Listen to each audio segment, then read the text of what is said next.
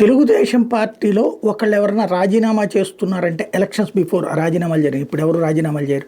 ఆ చేసే ప్రయత్నం చేస్తున్నారని తెలియగానే ఒక టీంని పంపిస్తారు. ముందు ఒకళ్ళు వాళ్ళతో బాగా సన్నిహితంగా ఉండేవాళ్ళు, ఆ తర్వాత మరి కొంతమంది వెళ్ళి లేదు లేదు నీకు మంచి జరుగుతుంది, నీకు ఎట్లా జరుగుతుంది అట్లా జరుగుతుంది అని చెప్పుకొస్తుంటారు. కన్విన్స్ చేసే ప్రయత్నం చేస్తుంటారు. ఈవెన్ టిక్కెట్ల కేటాయింపుల సందర్భంలో టిక్కెట్ తీసేసేటప్పుడు, టిక్కెట్ కొత్త వాళ్ళకి ఇచ్చేటప్పుడు ఇట్లాంటిది. అట్లాగే ఈవెన్ ఎమ్మెల్సీలకు సంబంధించి మొన్న అభ్యర్థులు ఖరారు చేసేటప్పుడు కూడా ఎవరికైతే ఇవ్వట్లేదో వాళ్ళకి ఫోన్ చేసి ఇప్పుడు ఇవ్వలేకపోతున్నారు, చంద్రబాబు గారు చెప్పన్నారు, మీకు ఫ్యూచర్లో చూసుకుంటామన్నారు లాంటిది చెప్పుకొచ్చారు.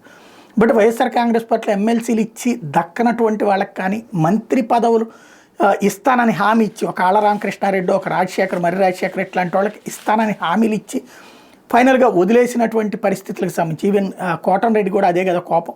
ఇట్లాంటి వాళ్ళందరూ ఆగ్రహించి పార్టీలు మారడమో లేకపోతే సైలెంట్ అయిపోతున్నటువంటి వేళ ఈనాడు ఒక రెచ్చగొట్టేటటువంటి కథనాన్ని ప్రొజెక్ట్ చేసింది. జగన్ పట్ల ఇది అసంతృప్తితో ఉన్నారు అన్నటువంటి concept. Jagan attitude complete different. మనం అవకాశం ఇచ్చాం, ఇచ్చిన వాళ్ళు ఇంకా అంతకంటే ఎక్కువ కోరుకుంటున్నారు. అంతే కదా, మంత్రులుగా చేసిన వాళ్ళు తమను కొనసాగించలేదని అలిగారు, మంత్రివర్గంలో ఛాన్స్ ఇవ్వలేదని చెప్పి మరికొంతమంది అలిగారు.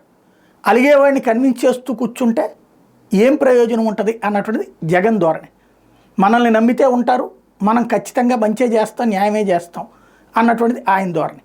ఆ ధోరణి మారాలి అన్నటువంటిది ఇప్పుడు కార్యకర్తలు, నాయకులు కూడా కోరుకుంటారా? వీళ్ళందరూ కూడా ఎట్లా రెచ్చగొడుతున్నారు కాబట్టి చూడాల్సి ఉంది.